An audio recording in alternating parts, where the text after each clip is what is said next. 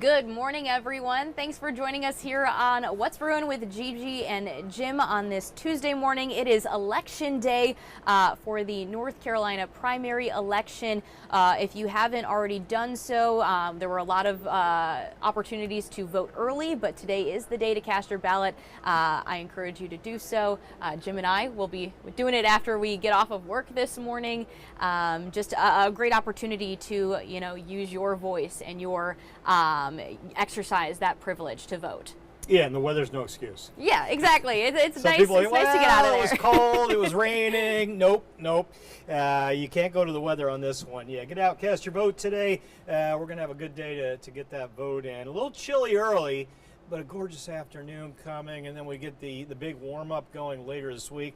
I'll talk about what I expect will be potentially several consecutive days of near record highs in the 80s inland.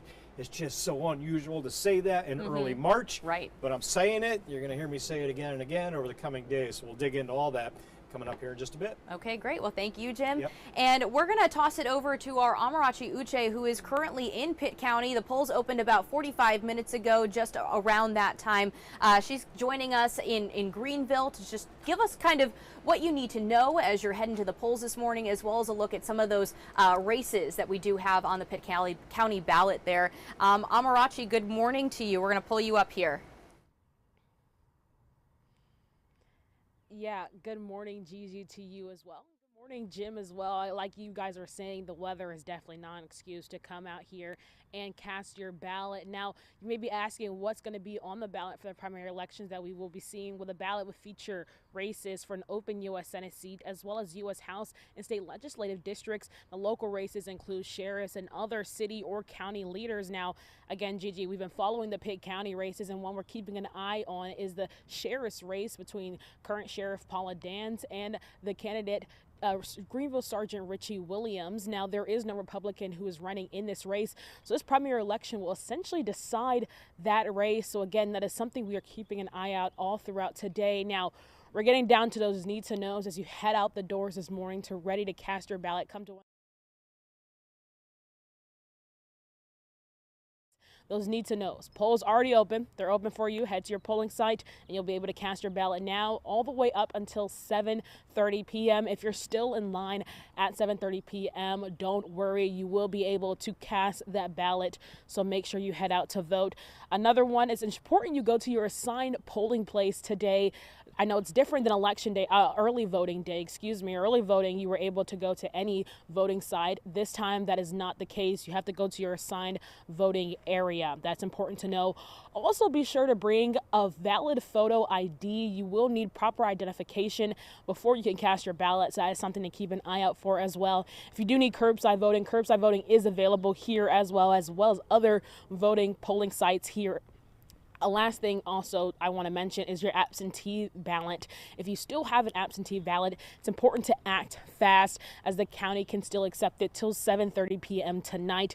If you don't think that your mail carrier can get your ballot in by tonight, you can either try to turn it in yourself at the County Board of Elections office, or simply you can discard your absentee ballot and come to a voting site like this one here, that's your polling place, and cast your ballot. So again, we're just reiterating those need to knows for you out here, Gigi, because it is important, like you guys were saying, to come out and vote and have your voices heard. So need to knows, running through it one more time if you're just joining us. Polls are open until 7:30 p.m. Bring a proper photo identification. That is something important. And go to your assigned polling place. If you don't know your assigned polling place, like I didn't know this until this morning, you can go to the Pitt County Board of Elections website and look it up there, as well as we have a link on our website. Our first story right now is about polling places as they just opened. So we want to get that out to you guys. You can go there, find your polling place, and head out and cast that ballot and get a free sticker with it, because why not? So Gigi, I'll send it back to you guys as we're still standing out here waiting for people to come in and cast their vote. Reporting live in Pitt County, I'm Amarachi Uche, WITN News. Well, thank you so much, Amarachi, for joining us out in Pitt County to talk about everything going on at the polls this morning. So of course the polls did open up around 6:30. They're going to be closing at 7:30 tonight. If you are in line by 7:30, you will be able to cast your vote. No need to fear on that. Yeah, you can get your sticker. Hopefully it won't be too busy over there. We did have a graphic that we wanted to put up during Amarachi's live hit. Unfortunately, it cut her microphone at the time, but if you want to find all of that information, it is on our website. If you go to WITN.com, we have right on the top of our homepage, that first story is what you need to know, some of that other information that Amarachi was just pinpointing on.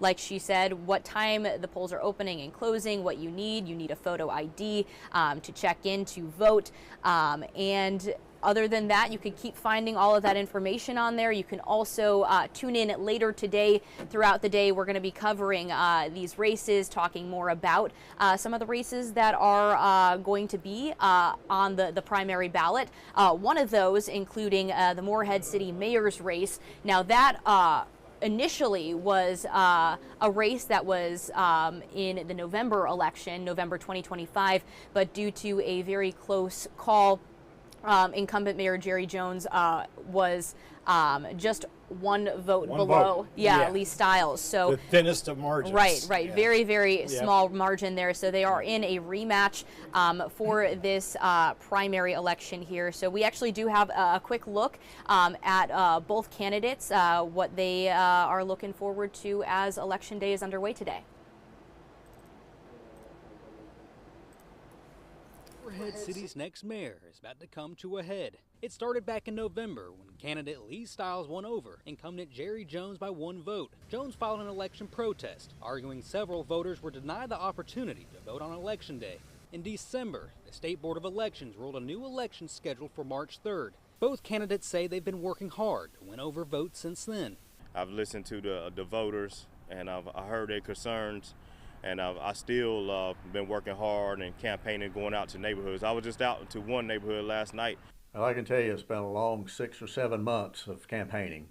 And just to thank for just a small local race, municipal race. Since December, the controversy has followed the race. In January, Jones and Stiles both voted to halt a waterfront project called Project Grander after residents raised concerns about eminent domain and transparency. It has since become a talking point ahead of the race. Just the whole controversy around that has added a little bit more intrigue to our mayoral election. So I think it's going to be a record turnout tomorrow. He was involved in Project Grander from day one, just like I was, and there was not an issue, a concern with anybody until this new election was determined by the State Board of Elections. Both Jones and Stiles are hoping to reel in as many votes as possible ahead of Tuesday's election. All right, so again, those polls are open today. Go ahead, exercise your right to vote, cast your ballot. That is open until 7:30. All right, Jim, well, let's talk about the weather. I know we've got a few minutes to spare. You could talk about, what we're looking forward to today. Yeah, let's do it. Lots to get into. Again, top of the morning. Glad you're joining us this morning on this Tuesday, this election day. Outside right now, low 40s. Out the door. Clouds, yes. Rain, no. Pirate Camp, 41. Enough wind to get that wind chill into the mid-30s. Same thing, Washington. So grab the jacket, but leave the rain gear. 47 down on the coast. My camera going out again. Watch those lows. The next 8 days, these aren't highs, although that's right around where we should be for a high. Overnight lows around 60 degrees from late week into next week. And that's probably got a lot of you thinking, boy, I could probably start planting. Hold on. Our typical last freeze of the season, typically out on the coast, comes in the middle of March. Well, inland right around the first few days of April. You can get seeds in the ground prior to that last freeze. Once they start coming out of the ground, you don't want those freezing temps. So I would wait at least a couple more weeks, maybe on the coast, to maybe another 3 weeks or so inland until you start planting, getting those gardens going. Those warm temps are going to have you thinking about it. Today, again, chilly start, mild finish, mid-60s later today. Satellite radar composite. That was the overnight I just showed you. A few sprinkles, that was it last night. The action's all north of us. A little snow and freezing rain from West Virginia all the way through PA into New England. Winter weather advisories up there, but for us, none of the above. No rain, no wintry weather, just the clouds with the low 40s and a light northeast breeze. This is where I think we'll end up. Mid 60s this afternoon. Yesterday we hit about 52, so nearly 15 degrees warmer today than yesterday. We'll throw another 10 on top of that tomorrow. Watch the lack of wind today, near calm this afternoon, evening. And then we start to get that south wind going tonight, tomorrow. Southwest breeze helps drive that air temp to the mid 70s tomorrow afternoon. That's some good stuff. 8-day forecast, 80 or better inland Thursday, Friday, Saturday, Sunday. In fact, I'm going to go 82 on Saturday, and I'll be shifting those numbers a little bit. Watch the other guys as well as we kind of massage the forecast late week. Those are near record highs, folks. Very obviously atypical in early March. This is more like June type stuff on that 8-day. Overnight's near 60 degrees. And again, not much, if any, rain. I think late Sunday night, the next frontal approach. I'll show you that when we come back at 8 a.m. when I'm tracking late weekend into early next week. What I don't see, typically when I put a rain chance on there, I'll bring in colder air behind the rain. Doesn't look like that'll happen next week. Get a few showers in, keep the warm air with more upper 70s to near 80 potentially next week.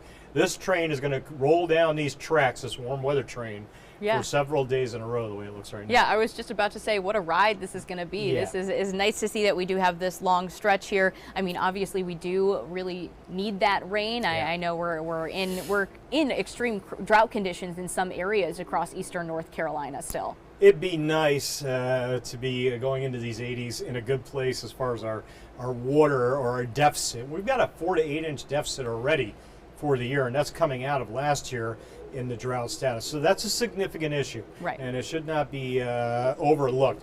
We do need rain desperately. If we get lucky, that late Sunday night, Monday system gets a little better organized, gets us better rain in here. But right now, I don't see anything over an inch of rain in our rain gauges for a while.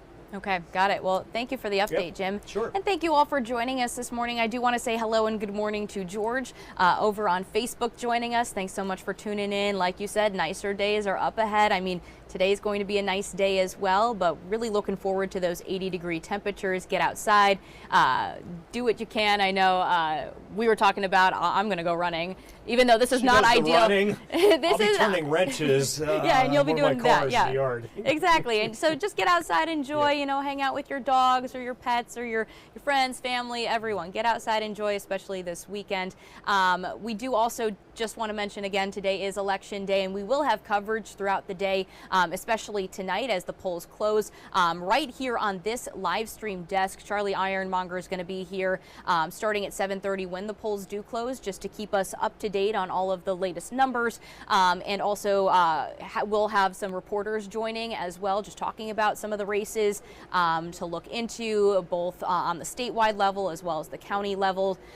So be sure to tune in. We also do have lots of information up on our website, WITN.com. We'll have all of the latest numbers as we get them in, as well as, like we said, some more reporters just tuning in for us throughout the day today. Don't forget to get your vote cast today. Get out, get it done. Yes, absolutely. All right, and Jennifer's also joining us saying pollen counts are up this week too.